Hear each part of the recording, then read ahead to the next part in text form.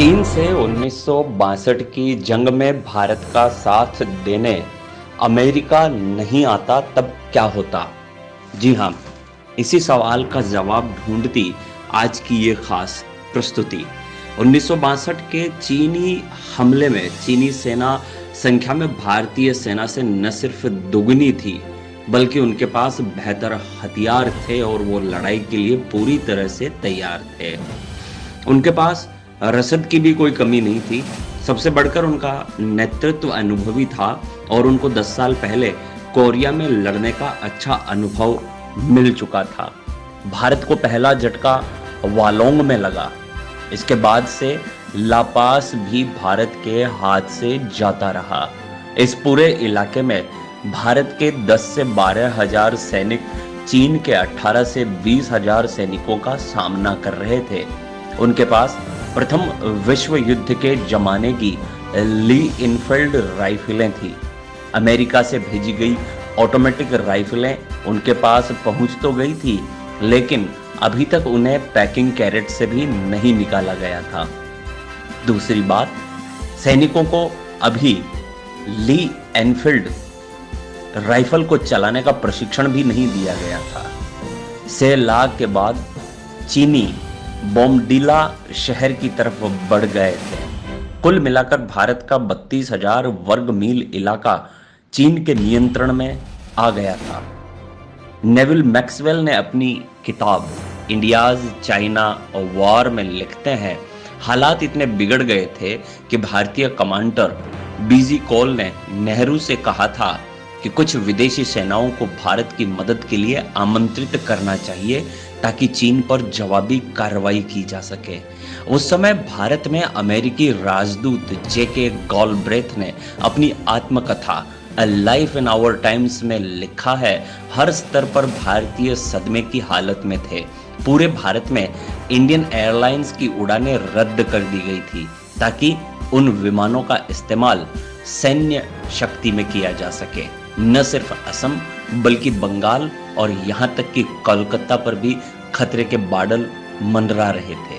नेहरू ने लिखे कैनेडी को 2 पत्र। इस खतरे के बीच 19 नवंबर को नेहरू ने अमेरिका के राष्ट्रपति कैनेडी को 2 पत्र लिखे। इन पत्रों को वॉशिंगटन में भारतीय दूतावास से व्हाइट हाउस तक पहुंचाया गया। इन पत्रों को, खासकर दूसरे पत्र को, उस समय तक सार्वजनिक नहीं किया गया। बाद में गॉलब्रेथ ने अपनी डायरी में लिखा, एक नहीं, हमारे पास मदद के 2 अनुरोध आए थे। दूसरे अनुरोध को बहुत गुप्त रखा गया था। ये पत्र सिर्फ राष्ट्रपति के पढ़ने के लिए या फॉर हिज आईज ओनली, यानी कि उसके बाद उसे नष्ट कर दिया जाना था। इसके बाद कई भारतीय सरकारों ने इस तरह के किसी भी पत्र के अस्तित्व से इनकार किया, लेकिन मशहूर पत्रकार इंद्र मल्होत्रा ने इंडियन एक्सप्रेस के 15 नवंबर 2010 में लिखे अपने लेख JN to JFK eyes only में लिखा, नेहरू के उत्तराधिकारी लाल बहादुर शास्त्री ने बताया कि उन्होंने प्रधानमंत्री सचिवालय और विदेश मंत्रालय में मौजूद सारे रिकॉर्ड्स की जांच करवाई है, लेकिन उन्हें इन पत्रों के अस्तित्व का कोई भी सबूत नहीं मिला।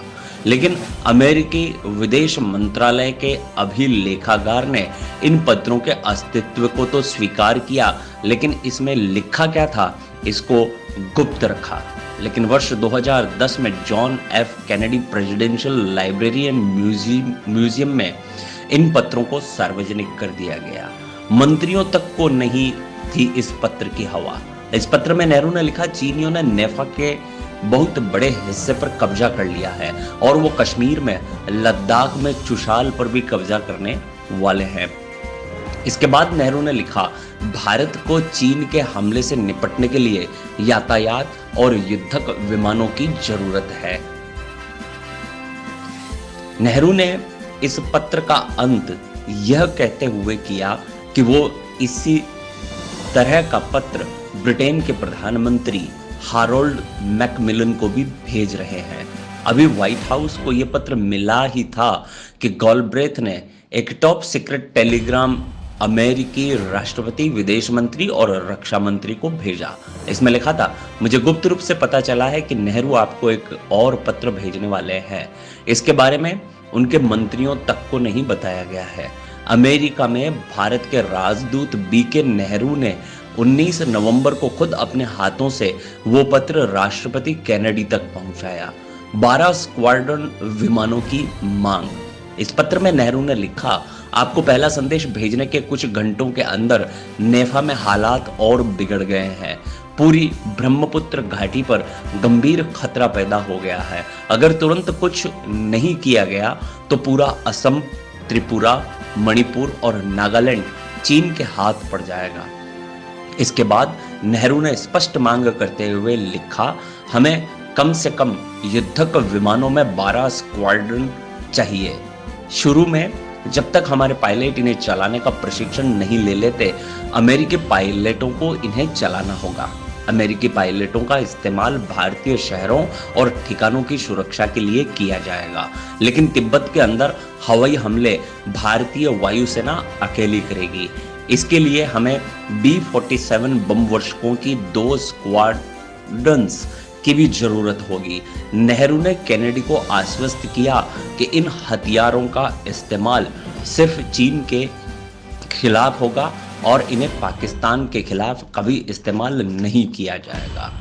John F Kennedy, presidential library and museum, Nehru correspondence, November 11, 1962।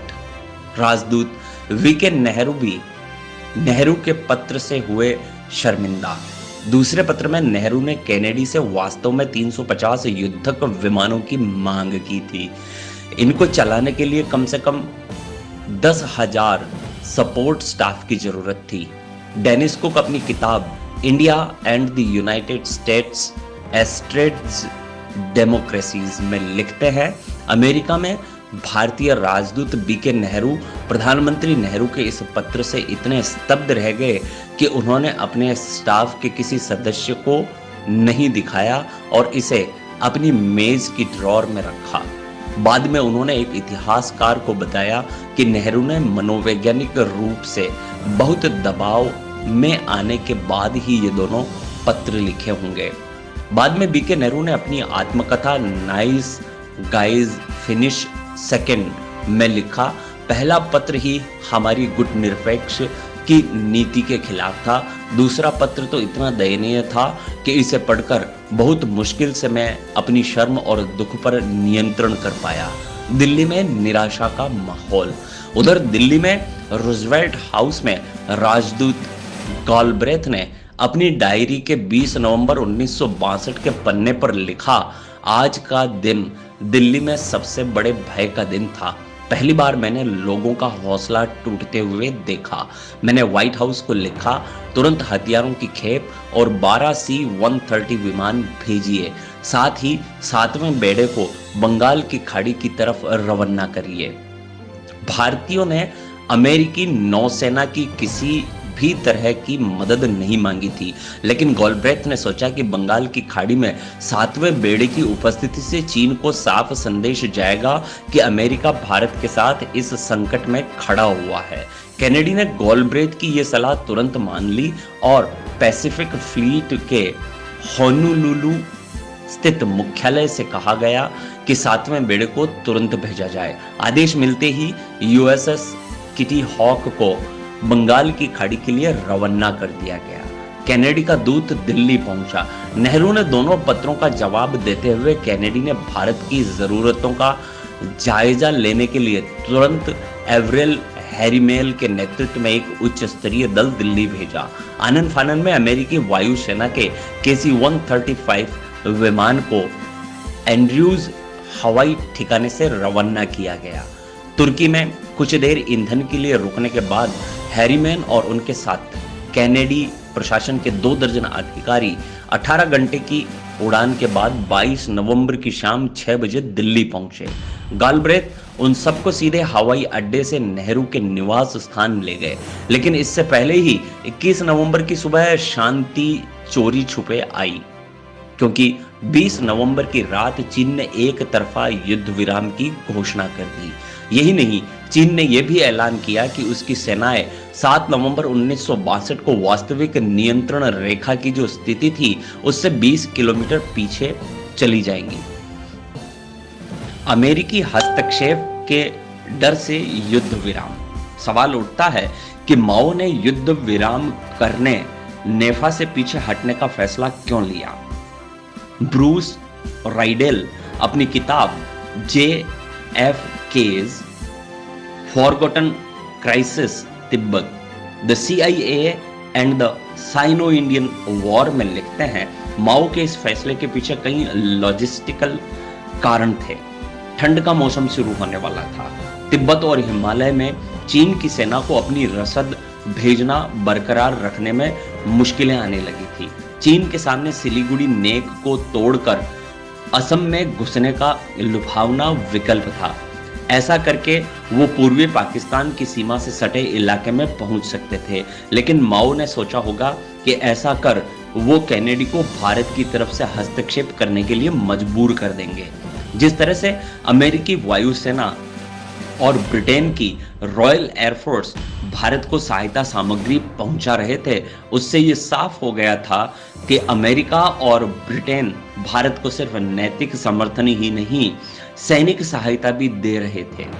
नवंबर के मध्य तक ये मदद युद्ध के मैदान तक पहुंचने लगी थी।